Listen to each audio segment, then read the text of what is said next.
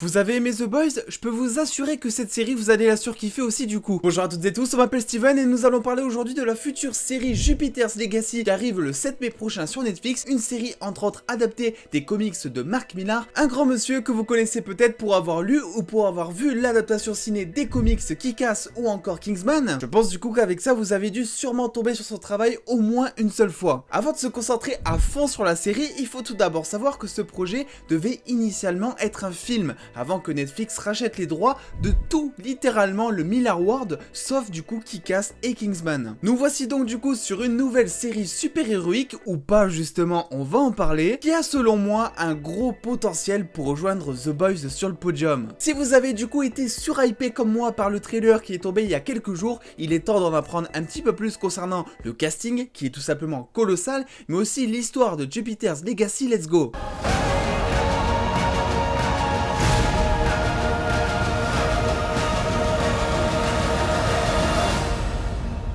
Alors faut juste faire un petit constat avant de démarrer, on a donc Disney+, où il y a toutes les séries super-héroïques Marvel qui sont dessus, on a The Boys sur Prime Video, qui est là aussi une énorme série de super-héros, mais dans son genre bien particulier. On peut aussi dire qu'on a la Snyder Cut sur HBO Max, qui arrive donc le 19 mai sur OCS, et sur Netflix, on avait The Umbrella Academy dans son propre genre, et maintenant, il semblerait que Netflix veuille un petit peu marquer les esprits des fans super-héroïques avec cette toute nouvelle série adaptée des comics, qui sont en plus très récents parce que le premier tome est sorti en avril 2013. Mais concernant l'adaptation, parce que c'est pour ça que vous êtes ici sur cette vidéo, la série a été tournée entièrement à Toronto au Canada depuis juillet 2019 sous le titre de projet Zeus, et effectivement il y a eu quelques reshoots en janvier 2021, ce qui a repoussé un chouïa la sortie de la série. Concernant l'histoire maintenant, elle est simple mais elle est efficace, il faut le dire. Suite à l'expédition menée sur une île mystérieuse à la recherche d'une source de pouvoir en 1932, Sheldon Sampson, son frère Walter et un petit groupe d'alliés se retrouvent alors munis de pouvoir,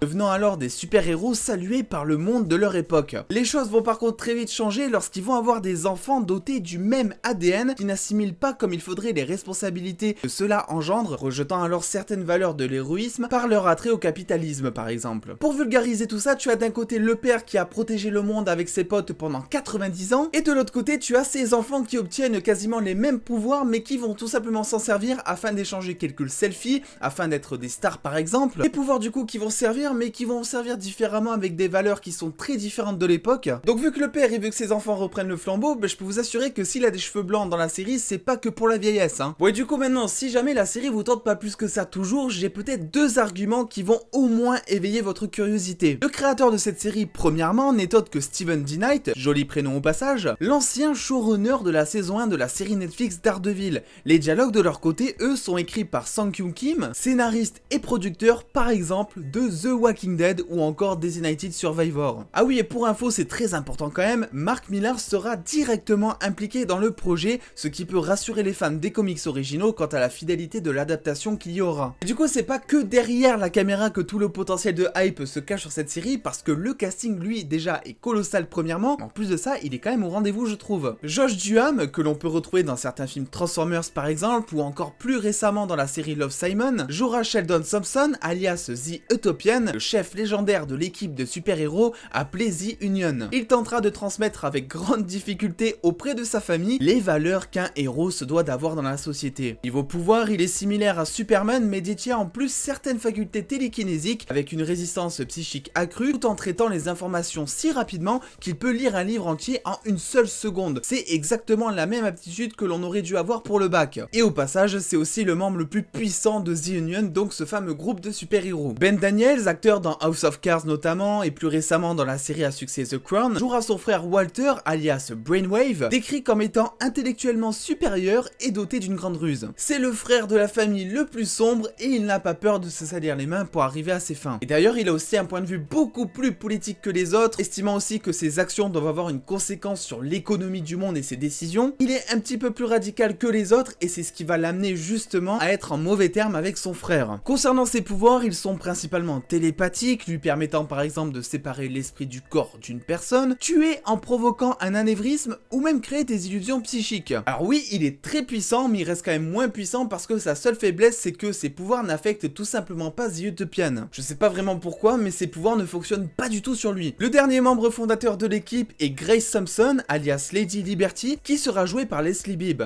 On a pu apercevoir l'actrice et mannequin, notamment dans Iron Man 1 et 2, ou plus récemment dans The Lost Husband, où elle donnait déjà la réplique à Josh Duham d'ailleurs. Son personnage ici est décrit comme étant une des rares personnes à tenir tête à son mari. Grace est un petit peu le rock dont Sheldon a besoin afin de comprendre finalement ce monde actuel qu'il a forcément du mal à comprendre. Si vous vous posez la question, c'est sûrement le genre de personne à répondre à un message avec un seul index comme ça. Voilà un petit peu pour la bande originale, ils se complètent, ils sont assez différents, mais pour les enfants c'est totalement autre chose et c'est là où va résister déjà toute l'intrigue de la série, mais aussi toutes les grandes difficultés qu'il va y avoir lieu entre la famille et les héros originaux et les nouveaux de la nouvelle génération justement. Helena Camperis jouera Chloé Sampson, la fille rebelle de la famille qui par esprit de contradiction va s'opposer à tout ce que ses parents ont juré de protéger avant de se rendre compte que l'héritage de la famille est bien plus important qu'un simple coup de gueule d'ado. Le fils, quant à lui, Brandon Thompson, aura lui bien capté l'intérêt puisque depuis tout jeune, il est destiné à prendre la relève héroïque de son père au moment où il partira à la retraite. Il est formé mentalement, formé physiquement depuis des années pour justement reprendre le flambeau. Se mettant la pression pour avoir le même charisme que lui malgré son absence régulière durant son enfance, car comme dit dans la bande-annonce, trop occupé à sauver le monde, il se fait appeler Paragon et sera interprété par Andrew Horton. Concernant ses pouvoirs maintenant, il peut entre autres contrôler l'air environnant afin de voler ou respirer dans l'espace par exemple. Et concernant le méchant, pour moi, il va être super intéressant puisque toute cette belle bande se retrouvera confrontée à Skyfox, ancien meilleur ami de The Utopian et membre de The Union justement. Il est décrit du coup comme étant le plus gros super méchant de la série et même du monde, et cherche apparemment à se venger depuis des années face à une trahison qu'il pense tout simplement vraie, alors que ses potes apparemment l'ont pas du tout trahi. Mais le casting ne s'arrête pas là parce que de manière un petit peu plus secondaire maintenant, on retrouvera déjà Mike Wake dans le rôle de The Flare, un ancien membre de The Union blessé au combat qui a dû mettre fin à sa carrière super héroïque. Il sera quand même présent dans la série et restera néanmoins le ciment et le cœur qui liera un petit peu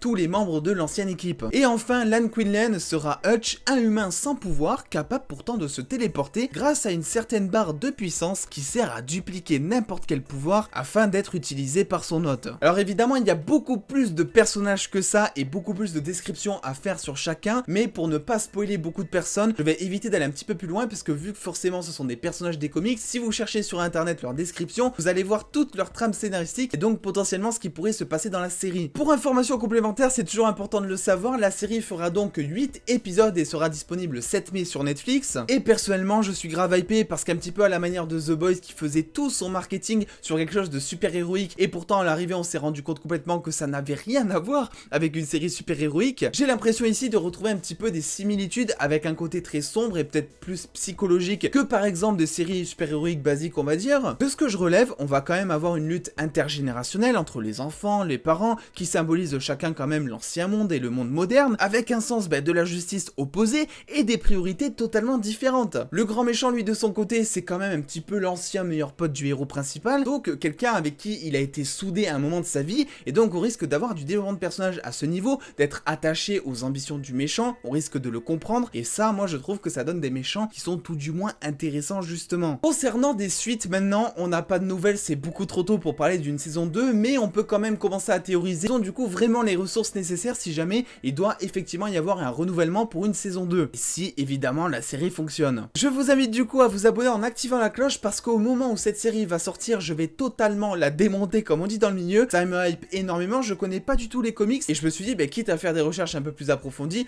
autant les partager en vidéo. Donc n'hésitez pas à me dire dans tous les cas si le boulot était réussi, si tout simplement la série vous hype un minimum, si vous allez la regarder. On se retrouve très vite sur les réseaux sociaux pour avoir beaucoup plus de news en exclusivité et en avance. N'oubliez pas le petit pouce bleu si cette vidéo vous a plu comme d'habitude et en attendant les dos, prenez soin de vous, faites-vous bien kiffer, des bisous les dos.